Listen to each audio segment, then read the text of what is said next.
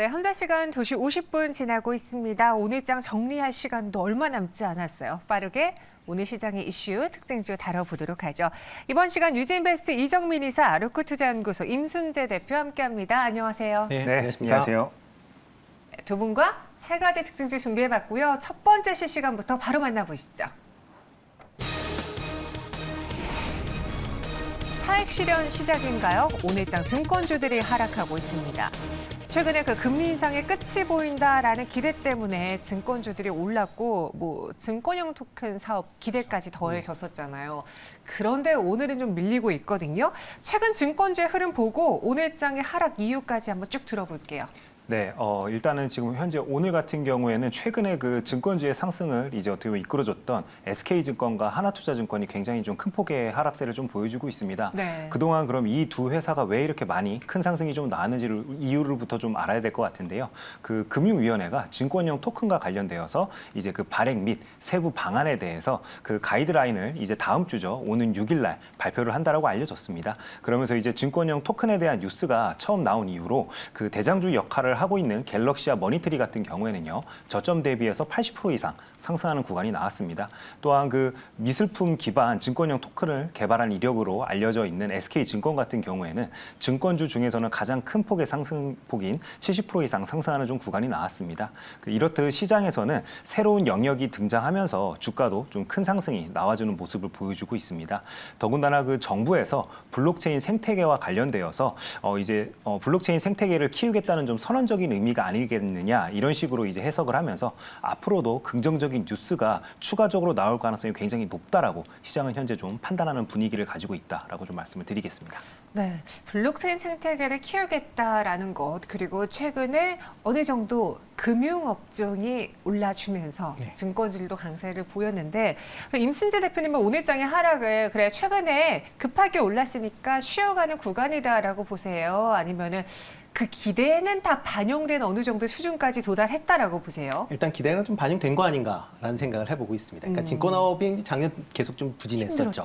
힘들었었던 이유를 본다라고 하게 되면 실적이 나빠졌습니다. 그러니까 일단 뭐 주식 거래량도 많이 줄었습니다. 뭐 재작년도, 그러니까 2021년도 같은 경우는 뭐 일거래량이 뭐 거의 20조 정도, 20조에서 30조로 왔다 갔다 할 만큼 상당히 거래량이 컸었는데 작년에는 뭐 평균적으로 본다라고 하게 되면 뭐 12조에서 14조 원 정도 수준밖에, 그러니까 절반 정도로 이제 하락을 하다 보니까 증권사의 이제 위탁 거래 관련된 수수료가 상당 부분 좀 줄었다라는 거고요. 네. 또 하나 이제 증권사가 이제 IB 관련된 부분의 수익들이 이제 좀 컸었는데 작년 같은 경우는 뭐 채권 금리가 올라가면서 채권 관련된 분야에서 수익이 그렇게 발생을 하지 않았습니다. 또 부동산 PF도 관련돼서 좀 문제들을 좀 일으키면서 전반적으로 증권사들의 이제 영업이익 이 작년도 같은 경우 재작년도에 70% 이상씩 지금 감소하는 그런 이제 실적을 지금 나타낼 만큼 부진했었다라는 거고요. 그럼 과연 이제 올해는 좋아질 것이냐라고 보면 아직까지 뭐 작년에 비해서는 올해 1월 달에 이제 거래량이 좀 증가는 했습니다. 평균 거래량이 한 14조 원에서 지만 16조, 많은 때는 한 20조 가까이 증가를 했으니까 뭐 어느 정도 조금 증가한 측면은 있지만 여전히 이제 IB 관련 쪽에 대해서는 좀 부정적인 여러 생각들이 좀 더 아직까지는 많다. 그렇기 때문에 증권 관련돼서 지금 오른 거 자체가 지금 많이 떨어졌기 때문에 그래서 이제 그거에 대한 이제 저가 매수세가 유입이 된 거지 실적 전환에 대한 뭐 그런 기대감이 아직까지는 뭐 확산됐다라고 보기엔 좀 이른 거 아닌가라는 생각을 좀 해보고 있습니다. 아직 전반적인 시장이 턴했다라고 보기에는 시기상조다라는 조금 빠르다라고 생각이 듭니다. 최근에 그런 기사 많이 봤어요. 네. 그 부동산 시장에서 미분양 사태가 좀 나오면서 그 안에서도 임금 돌려막기 현상이 나타나고 있다. 이렇게 되면은 부동산 시장은 특히나 대출받는 것들이 많아서 이런 것들이 지연되고 그러면 금융권의 타격도 커질 수 있는 거잖아요.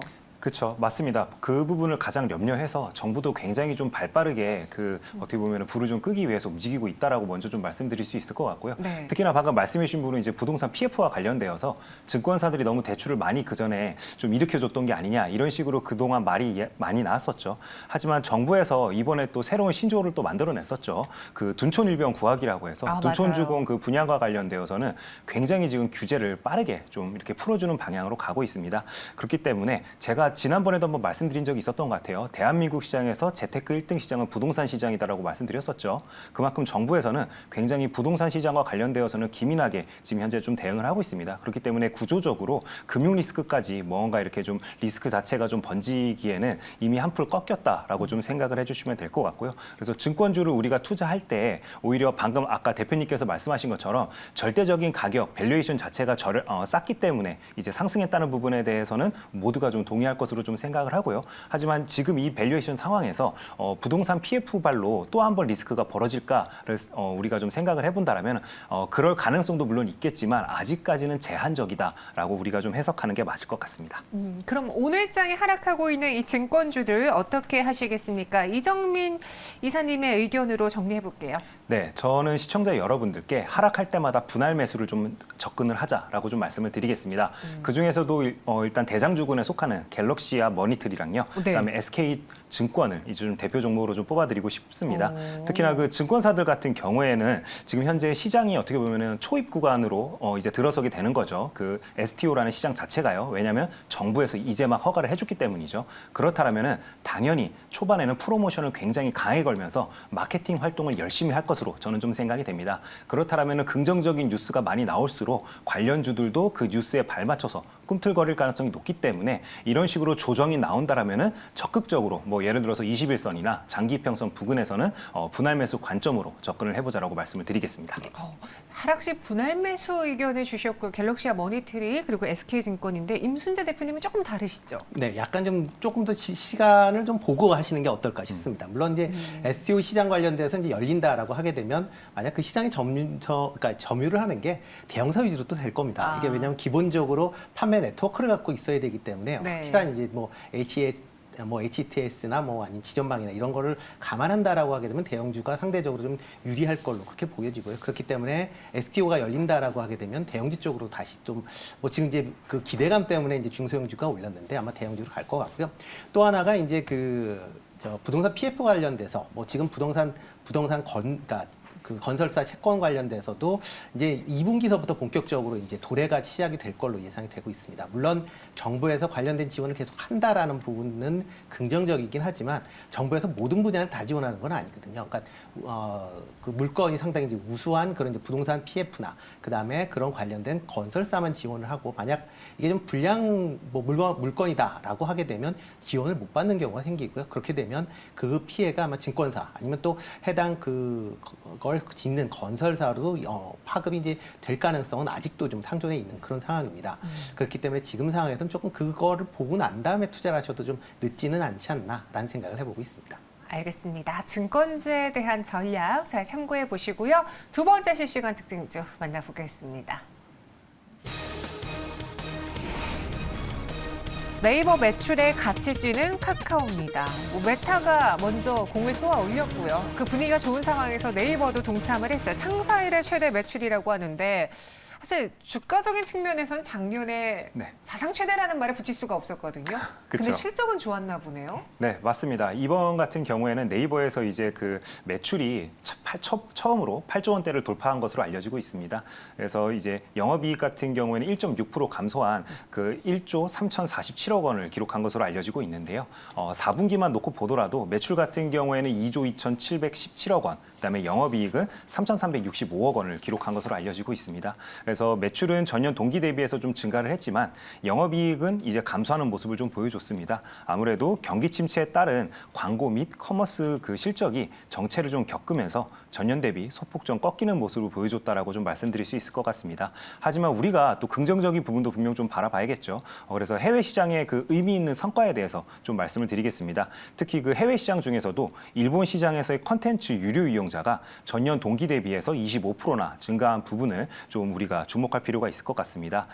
특히 일본 같은 경우에는요, 컨텐츠 소비에 있어서 굉장히 어떻게 보면은 그 친화적인 환경을 좀 가지고 있죠. 그러다 보니까 음반 시장을 비롯해서 망가 시장도 굉장히 큰 시장으로 알려져 있죠. 그래서 이런 식으로 그 네이버가 어떻게 보면은 해당 시장에 대해서 특히나 웹툰 시장에 대해서 굉장히 선도적으로 일본 시장 점유율을 높여가고 있다는 부분은 우리가 굉장히 긍정적으로 좀 바라봐야 되는 부분이 아닐까 이렇게 좀 생각이 됩니다. 그래서 올해도 이런 해외 시장에서의 실적 부분 어떻게 어떻게 이제 동사가 이끌어 나가는지를 우리가 좀 주목해 볼 필요가 있다라고 좀 말씀을 드리겠고요. 그래서 이런 해외 실적의 호조 덕분에 그 연간 기준으로는 전년 대비 그 컨텐츠 부분에서는 91.3% 성장한 1조 2천억 원대 매출을 올린 것으로 이번 이제 그 컨퍼런스 콜을 통해서 알려지게 되었습니다. 두 분에게 그냥 단도직입적으로 여쭤볼게요. 네이버와 카카오 그리고 성장주에 대한 분위기가 작년에 그 무덤이라는 분위기가 다 사라져 버렸잖아요, 한국가. 네, 그렇죠. 올해 그냥 투자 말고 공격적으로 네이버, 카카오를 해도 되겠습니까, 투자를? 글쎄, 저는 좀 약간 좀 반대. 예, 저도 반대입니다. 네. 공격적으로 하기에는 반대. 아, 그래요? 네. 그렇다면 뭘 눈여겨보면서 해야 돼요? 네, 일단 뭐 지금 뭐 오늘 같은 경우는 이제 네카오가 이제 강한 그런 것 중에 하나가 뭐 메타 영향이 있긴 하지만 네. 어저께 미국 시장에서도 구글이 실적을 발표하면서 나쁘게 나왔거든요. 그렇죠. 네, 유튜브가 특히 나쁘게 나왔는데 이제 광고 관련된 매출이 어떻게 잡히느냐를 좀 더 봐야 되지 않을까 싶습니다. 이제 경기가 둔화된다라는 그런 입장에서 본다라고 하게 되면 광고 매출이 뭐 크게 증가하기는 좀 어렵지 않을까라는 생각이 들고 있고요. 조금 전에 그 이사님도 얘기했듯이 이제 컨텐츠 분야를 과연 어떤 성장세를 기록을 할 거냐라는 부분도 같이 좀 지켜보셔야 되지 않을까 싶습니다. 뭐 컨텐츠가 매출은 계속 그러니까 상승세를 이제 이끌고는 있지만 컨텐츠 분야에서 계속 영업 관련된 부분은 이제 적자가 지속이 되고 있다라고 보시면 될 것 같고요. 과연 이런 적자 폭을 어떻게 줄여갈 것이냐가 향후에 이제 주가 관련된 부분도 뭐 어떻게 움직일지를 같이 보실 수도 있고요. 지금 뭐 네카오 같은 경우는 기본적으로 성장주다라는 개념입니다. 물론 이제 금리가 어느 정도 그러니까 하락을 하게 된다라고 하게 되면 당연히 성장주에 대한 이제 기대감으로 뭐 상승을 할 수는 있겠지만 지금 미국에서 금리를 낮춘다라는 게 아니라 금리를 동결하겠다라는 거니까 아직까지는 성장주 관련돼서는 높은 금리 수준이 유지된다라고 관점에서 그렇게 지켜보시는 게 더 맞을 것 같고요. 만약 금리가 뭐 추가적으로 더 하락을 하는 그런 기미가 보인다라고 하게 되면 주가는 한번 지금보다는 좀 탄력적으로 움직일 가능성은 충분히 있다. 그러니까 이게 공격적으로 한다라기보다는 네. 저점에서 분할 매수하는 차원에서 접근을 좀 길게 보시고 투자하시는 게 어떨까라는 생각을 해보고 있습니다. 하락했을 때는 일정 부분의 되돌림 현상을 좀 기대하면서 매수하는 정도는 되지만 완벽하게 추세가 우상향으로 돌아선다, 공격적으로 투자해보자라는 관점은 아니다라는 네, 거죠. 그렇죠. 아직은 조금 이르다. 네이버, 카카오 다. 네, 맞습니다. 저도 이제 대표님 의견에 전적으로 좀 동의를 하고요. 특히나 오늘과 같은 이런 큰 상승은 우리가 솔직하게 좀 바라봐야죠. 메타가 자그마치 49조 원이나 되는 자사주 매입을 발표를 했죠. 이 49조 원이라는 돈이 굉장히 큰 돈입니다. 그래서 우리나라 이제 그 증시에 좀 대비를 해본다면요. 이 49조 원보다도 큰 시가총액을 가진 기업체는 단 4개밖에 없습니다. 그래서 삼성전자, LG에너지솔루션, 그다음에 삼성바이오로직스, SK하이닉스 정도만 이제 49조 원을 뛰어넘는 시가총액을 가지고 있는데요. 그만큼 굉장히 메타가 이번에 공격적인 주주 환원적인 정책을 발표했기 때문에 그 여파가 한국 증시까지도 미쳤다라고 우리가 해석을 해야 될 것 같습니다. 그렇기 때문에 근본적으로 이 두 종목 모두 다 정고점을 향해서 열심히 달려갈 것으로 이제 저도 그렇게 좀 되었으면 좋겠지만 네. 지금 아직은 좀 이르다라고 좀 생각이 됩니다.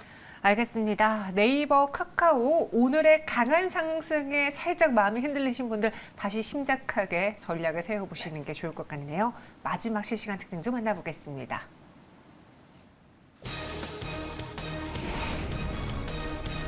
경영진 불확실성 이슈에 흔들리는 KT입니다. 오늘 장 초반에 3% 넘게 하락하는 모습이었어요. 물론 이를 또 매수 기회로 보시는 분들도 계신 것 같아요. 밑꼬리가 쭉 달려 있거든요. 네, 그렇죠. 경영진 관련 불확실성 어떤 내용입니까? 네, 뭐 이게 이제 그러니까 소유 분산이 잘 된 기업들이죠. 그러니까 쉽게 얘기해서 주인이 없는 기업, 네. 대기업이 이제 지금 주 타켓인데요. 뭐 대표적으로 뭐 포스코나 KT, 그다음에 이제 5대 금융지주. 다 이제 주인들이 없습니다. 다 이제 뭐 그러니까 일단 가장 대주주가 이제 국민연금이 대주주일 만큼 이제 주인이 없다 보니까 그렇기 때문에 이제 과연 그 이 기업들의 이제 경영 지배 구조가 어떻게 돼 있느냐를 이제 좀 봐야 될 그런 필요성이 있지 않나 싶습니다. 주인이 없다 보니까 이제 한번 CEO가 된다라고 하게 되면 기본적으로 자기 사람들을 많이 뭐 주변에 이제 포진을 시켜서 뭐 연임을 두 번, 세 번 뭐 그 이상도 하는 그런 이제 CEO들이 발생을 하면서 기업의 이제 혁신성을 상당히 이제 갉아먹는다라는 게 이제 뭐 윤 대통령이나 정부의 시각이다라고 보시면 될 것 같습니다. 그러다 보니까 이런 기업들에 대해서 좀 더 이제 혁신성을 보장하기 위해서는 CEO를 뭐 주기적으로 아니면 좀 경영 성과가 좋은 그런 CEO로 교체를 하는 그런 필요성이 있지 않을까라는 그런 얘기들이 나오면서 이제 본격적으로 이제 국민연금의 스튜어드십 이제 코드에 대한 그런 이제 얘기들이 다시 이제 불거지고 있다라고 보시면 되겠습니다. 뭐 이거에 뭐 지금 첫 번째 타겟이 뭐 KT다라고 보시면 될 것 같고요. 특히 이제 KT의 이제 구현모 지금 회장 같은 경우에는 과거에 이제 국회의원 그 후원금 쪼개기 그 사건 때문에 한번 벌금 1,500만 원 정도를 이제 선고를 받은 전력이 있습니다. 그러다 보니까 국민연금에서 이렇게 벌금을 받은 CEO를 과연 계속 연임을 해야 되느냐라는 그런 이제 의문을 이제 갖고 있는 거고요. 그러다 보니까 뭐 정부 여당에서도 지금 이런 이제 구현모 CEO에 대한 이제 약간의 좀 거부감이 지금 뭐 나오면서 일단 그럼 연임을 과연 해줄 것이냐라는 그런 이제 얘기가 나오면서 경영 불확실성이 다시 좀 불거지고 있는 거 아닌가라는 생각을 해보고 있습니다. 그런데 통상 경영진 리스크, 오너 리스크의 경우에는 크게 발목을 잡는 경우가 있지만 물론 뭐 대한항공 사태처럼요. 근데 거의 다른 경우는 약간의 리스키 그리고 좀 불확실성으로 보고 되돌리는 경우가 많았어요. 그래서 개인 투자자분들도 어떻게 보면 오늘장 매수 기회로 보고 사신 분들도 계실 텐데 저는 좀 의외였습니다. 이번에 증권가 중에 한 곳에서는 강력 매수를 외치다가 이런저런 이유로 의견 철회로 돌아섰던데요. 네, 맞습니다. 뭐 하나증권이죠. 네, 하나증권 네. 리포트에서 그렇게 나왔는데요. 사실 통신하면 이분이잖아요. 네네, 홍식이 형이죠. 네. 근데 저도 약간 일부분 좀 동의를 하는 부분이 그 리포트 내용입니다. 네, 일단은 지금 현재 어쨌든 정치권에서 지속적으로 그 KT 그 대표이사와 관련되어 가지고는요, 아무래도 자기 쪽 라인 사람들을 안 치려고 많은 노력이 있었었죠, 항상. 네, 어떤 정권이든 다 마찬가지였습니다. 그렇기 때문에 그런 부분을 리포트에서도 좀 리스크 요인으로 좀 생각해서 접근한 게 아닐까 이렇게 좀 생각이 되고요. 특히나 현재 그 대표이사 그 CEO께서는 어쨌든 주식시장이 좋아할 만한 뉴스를 적시적재 이제 계속 발표를 좀 해주면서요. KT 주가가 그 전만 하더라도 영업이익이 잘 나왔어도 주가가 별로 변동성이 없었습니다. 하지만 뭐 예를 들어서 E&E 같은 경우에도 그 이상한 변호사 우영우 이제 신두름이 일면서 또 관련되어서 KT가 큰 상승이 나오기도 했었죠. 이렇듯 주식시장이 굉장히 친화적인 어떻게 보면은 그런 이제 경영 행보를 보이면서 주식시장에서 그만큼 이제 이목도 높아졌었고 그만큼 또 어떻게 보면 KT의 주가 또한 큰 상승이 나왔기 때문에 오히려 이런 부분을 좀 더 리스크 요인으로 더 시장이 좀 민감하게 오늘 오전에 좀 반응을 한 게 아닐까 이렇게 좀 생각이 되고요. 그렇기 때문에 이렇게 리스크 요인이 일단 발생됐을 때는 만약에 그 주주들이라면은 일단 내포트에서 좀 비우는 게 맞다라고 저도 좀 생각을 하고요. 특히나 이런 그 기관망 산업과 관련된 이런 주식들 같은 경우에는요. 그 어느 정도 고점을 그리고 이런 식으로 장기 이평선을 하회하게 되면은 장기 이평선 위에 올라타는 때 걸리는 시간이 굉장히 오래 걸립니다. 그래서 그런 부분들을 생각을 해본다라면은 우리 그 주주 여러분들께서도 지금쯤 한번 포트 조정에 대해서도 한 번은 생각해볼 필요가 있다라고 좀 솔직하게 말씀을 드리겠습니다. K뱅크 상장 포기도 큰 악재예요? 네, 일단은 K뱅크와 관련되어서도 일단은 그 동사 같은 경우에는 계속 관련주로 엮여서 상승 시기에 이제 호재성 뉴스로 이제 어떻게 보면 작동을 했었었죠. 하지만 지금 어쨌든 고점을 그리고 주가가 빠지고 있는 상황에서는 당연히 악재로 시장은 받아들일 가능성이 높고 실제로 오늘도 이제 그런 식으로 반응을 했다라고 저는 좀 생각을 합니다. 방금 앵커께서 말씀해 주신 것처럼 실제로 오늘 같은 경우에 주가 퍼포먼스만 놓고 본다라면은 밑꼬리가 길게 달리는 모습을 보여줬지만 저는 여전히 동사의 주식이 121선을 넘어설 만한 호재성 뉴스가 앞으로 나올 게 무엇이 있는지를 생각을 해본다라면은 아직까지 떠오르는 마땅한 뉴스가 없기 때문에 일단은 관망하는 게 가장 좋은 이제 어떻게 보면 스탠스다라고 좀 생각이 되기 때문에 이런 식으로 시청자 여러분들께 안내를 해드리도록 하겠습니다. 그럼 대표님 이번에 그 하나증권 리포트를 보니 최선 우주를 KT가 아닌 LGU 플러스로 바꿨더라고요. 그러니까 LGU 플러스처럼 다른 통신주로 대안을 삼아서 투자해보는 게 좋을까요? 아니면 통신 섹터에 대해서는 지금 관망하는 게 필요할까요? 일단 뭐 전체적으로 본다면 통신 섹터에 대해서는 조금 관망을 하는 게 더 맞을 걸로 예상이 되고요. 일단 뭐 대표주를 뭐 굳이 바꿀 필요는 없을 걸로 예상이 되고 있습니다. 뭐 이유 중에 하나는 뭐 KT 관련돼서 뭐 여러 가지 이제 그 뭐 리스크에 대한 부분은 있긴 하지만 그래도 이제 KT 주주의 한 40%가 외국인이거든요. 뭐 외국인이 그 이렇게 뭐 연임을 하게 뭐 이사회에서 연임한 그런 이제 CEO를 바꾸는 거에 대해서 상당히 좀 부정적으로 생각할 가능성은 충분히 있다라고 생각이 되고 있습니다. 그리고 현재 CEO 자체가 상당히 이제 뭐 콘텐츠 관련된 분야로 이제 KT를 이제 전환을 시키면서 뭐 기존에 뭐 통신주다라고 하게 되면 경기 방어주적인 성격이지만 이제는 아마 약간의 성장주런 스러운 그런 이제 느낌을 받을 수 있게끔 이제 약간 변신을 하고 있는 중이다라고 보면 굳이 지금 CEO를 물론 이제 뭐 일부에서는 바꿔야 된다라고 얘기는 하고는 있지만 전체적으로 바꾸기는 쉽지 않을 것이다. 네. 뭐 그러다 보면 일단은 지금 상황에서 단순히 이제 그런 리스크 때문에 조금 비중은 축소할 가능성은 축소는 해볼 생각은 하고는 있지만 선호주 자체를 바꾸기에는 일단 CEO가 바뀌고 나면 선호주는 바꿀 그런 생각은 있겠지만 그 바뀌기 전까지는 뭐 비중 축소 정도로만 하시는 게 어떨까 싶습니다. 네. 굳이 탑픽은 바꾸지 않겠다. 하지만 통신주에 대해서는 관망이 필요하다라는 게 임순재 대표님의 전략이었습니다. 오늘 두 분과 함께 세 가지 특징주 다뤄봤고요. 여기서 정리해 볼게요. 설명 고맙습니다. 네, 고맙습니다. 감사합니다.